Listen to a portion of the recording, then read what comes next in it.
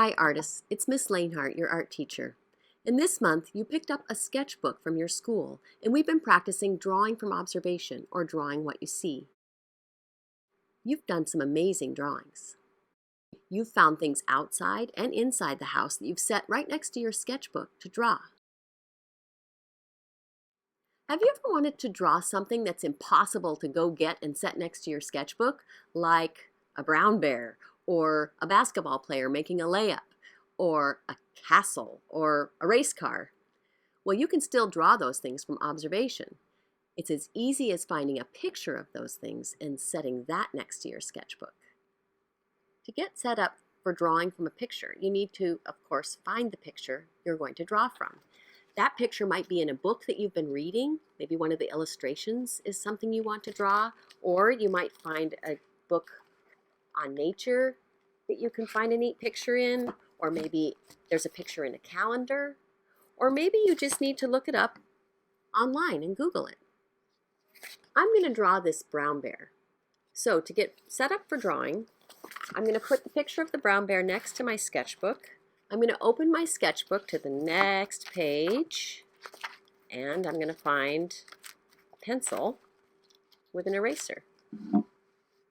Now, the great thing about drawing from a photograph is that I can take as much time as I need. That bear's not going anywhere. So I'm going to start by observing. Dasa, Iatin, what do you see? And I'm going to do something that will help me sort of map out my drawing. I'm going to look for just sort of the general shapes that I notice, and I'm going to kind of whisper line or sketch those in. I noticed that the head is kind of an oval shape, and if I were to make sure that I had room for the whole bear to fit in, probably the head would be about right here. Look how I'm just going to sort of sketch little whisper lines, an oval shape. I'll go back later and add more detail and really draw that from observation in terms of the exact shape. But this is just mapping things out. Then I notice that the body is kind of a bigger oval shape off to the side.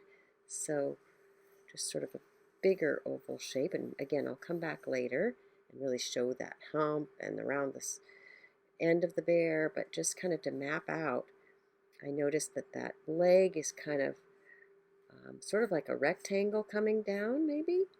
And then this one is like almost like a sort of a triangle rectangle. And then there is this rock that's right next to the bear that I'm probably going to have to draw that because see how its front leg is on that rock. So I'm just going to kind of whisper line in that rock too. And then this last leg, sort of a long rectangle going this way. Right, now I'm ready to go back. I sort of have a little map that I've whisper lined out. I won't be saving those lines. I can erase those later, but now I'm ready to go back and really draw from observation all the details that I notice. I think I'll plan to start right down here under the chin of the bear and go up and around the head shape and then add the ears next. So I've made my plan. I know I'm going to start about right here. And I'm going to feel that in the air first with my finger. Practice in the air first. It's a little bit of a jaggedy line because of the fur, and it has this part that dips down. Jagged, jagged, jagged, jagged, jagged, jagged. Fluffy there. A little bit of a V, and around and back to that point. Now that I've felt that in the air, I'm ready to draw it with my pencil. I'm sort of drawing in slow motion, noticing the details. This gets more smooth there, kind of dips down and back up, comes around here.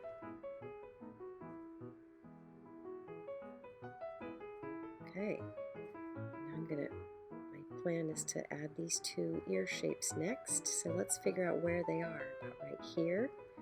Let's feel that in the air first. It goes over, around, and down. So here I go. Again, you can always do little sketchy lines first to kind of get it how you want it. Sometimes those sort of short sketchy lines really help. And actually, with this bear, they make it look sort of furry, and I kind of like that anyway. And then this one over here. Practice in the air first.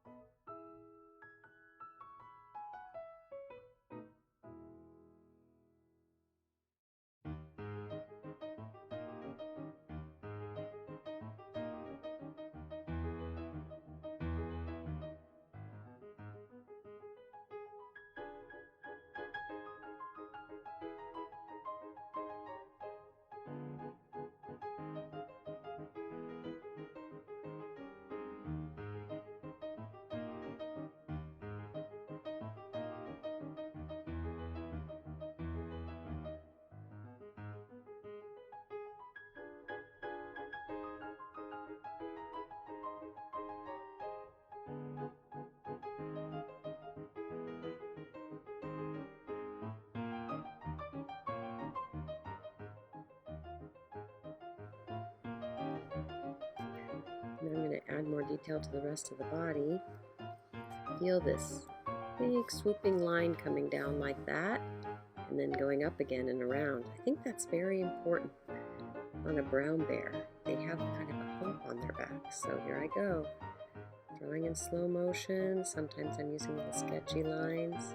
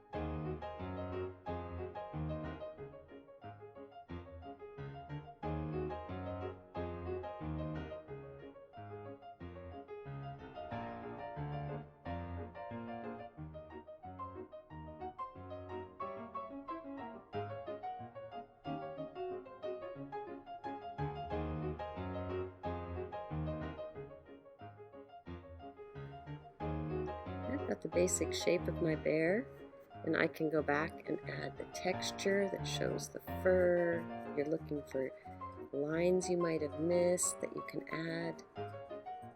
You can take as much time as you want.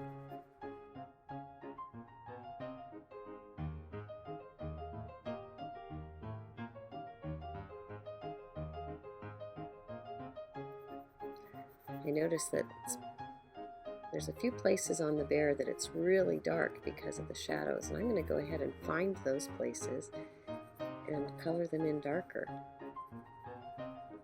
I can use lines that follow the shape of the bear's fur a little bit. That will help.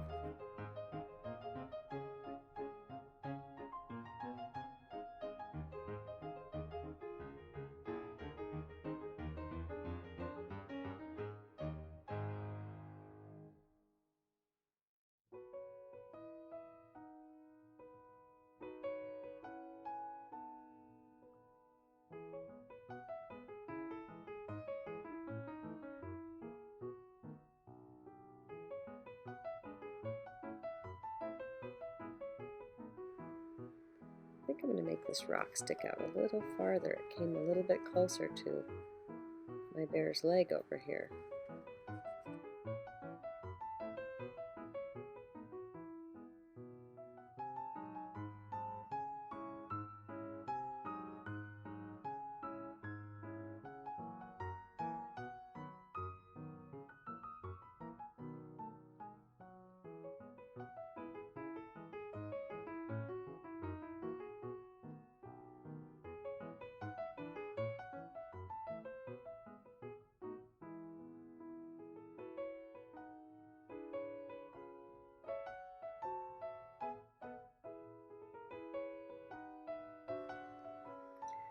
I think that's about as far as I'm going to take this drawing. That was fun to draw the bear and spend time doing it. I ended up learning a lot about a brown bear. I noticed that they have a lot of layers of fur around their cheeks, kind of, and their ears are smaller than I thought they would be. And there's that hump on the brown bear's back. I also am curious about where this bear is. Seems to be on a beach. I think I'll do some writing on here just because I did notice a lot about the bear and I'm curious now about it. So I'm going to write beach. And maybe my question is, what do bears find on the beach?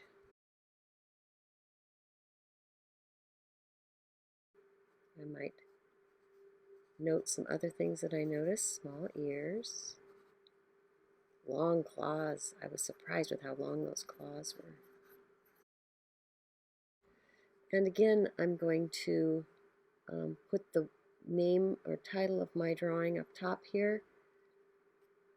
Hoots, I think is how we say brown bear in Tlingit.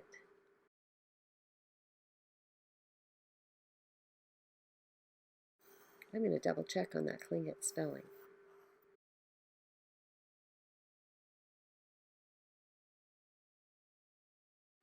Okay, now it's your turn to draw.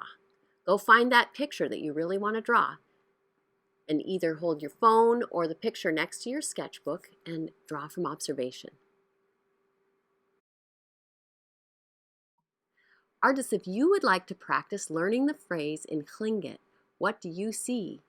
You can practice with me listening to Rose Willard saying it. Dasa Iatin. Dasa Iatin. What do you see? Try saying that to someone in your house. Ask them what they see in Tlingit. Good job, artists. Gunishjish for drawing with me today. I hope you have a lot of fun drawing from pictures. Happy drawing!